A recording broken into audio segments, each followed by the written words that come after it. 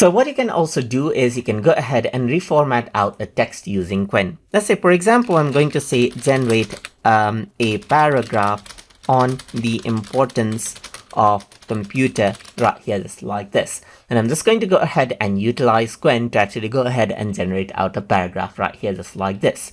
So now what I'm going to do is I'm going to copy this and I'm going to go to new chat, paste this, and over here, let's say, for example, I'm going to say bold out the important text in this paragraph right here, just like this. So if I were to go ahead and do that, you can see that it actually goes ahead and bolds out the important text right here in the paragraph over here. So you can see that this is bolded and so forth. So you can also go ahead and say this. Let's say, for example, highlight the important technical words in red and highlight the emphasis words on blue. Generate this using let's say, for example, generate this using HTML. Let's say, for instance, right here.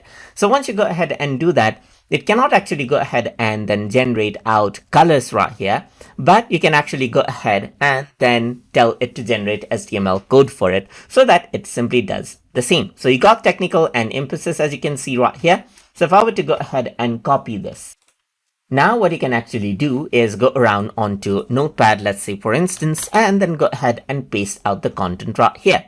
Then you can go ahead right here onto, let's say, for example, desktop, and then over here you can go ahead and say, let's say, for example, sample.html right here, just like this. So now you can simply go ahead and then close this, and then over here what you can do is in the desktop you get the HTML right here. Simply go ahead and keep it on the tab, and here you can see that you got the blue highlight and the red highlight, just like this.